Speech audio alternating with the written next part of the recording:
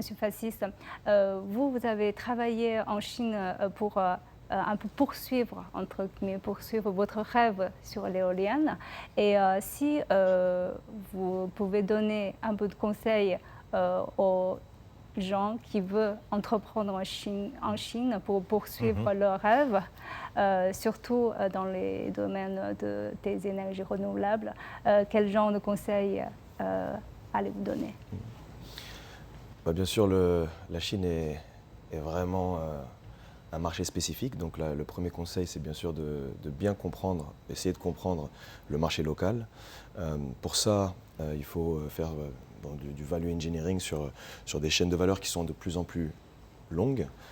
Et dans cet exercice-là, c'est là qu'on va aussi se rendre compte, se familiariser avec les politiques, les réglementations, qui sont les acteurs importants, à quel moment il faut discuter avec quelle personne. Une chose aussi qui est assez impressionnante en Chine, c'est encore une fois la rapidité d'exécution de ces projets.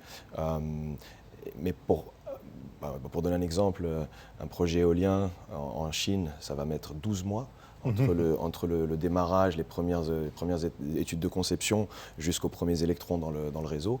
En France, c'est un peu plus long, malheureusement.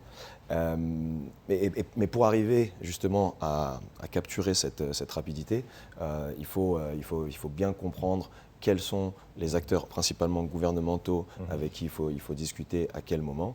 Une fois que ce travail a été fait, il faut aussi comprendre qu'en Chine, il y a des partenaires locaux qui sont très, très bons.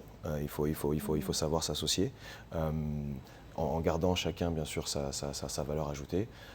Je pense qu'une façon assez simple de comprendre aussi, je pense, la façon d'innover des Chinoises est un peu différente de la nôtre. Je pense qu'en France, on est très bon pour tout ce qui est innovation de rupture. Ici, les Chinois sont très bons pour tout ce qui est la phase de scale-up. Donc une fois qu'on a identifié, une fois qu'on a identifié des niches intéressantes sur des chaînes de valeur assez complexes, il faut potentiellement s'associer à des partenaires locaux pour arriver à capturer l'échelle que peut offrir la Chine.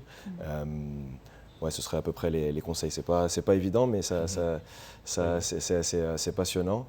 Bien sûr, il y a aussi la dimension culturelle qu'il faut absolument ne pas négliger. Ne pas arriver avec ses a priori, mais essayer au mieux de s'adapter, d'apprendre, d'écouter du bon sens.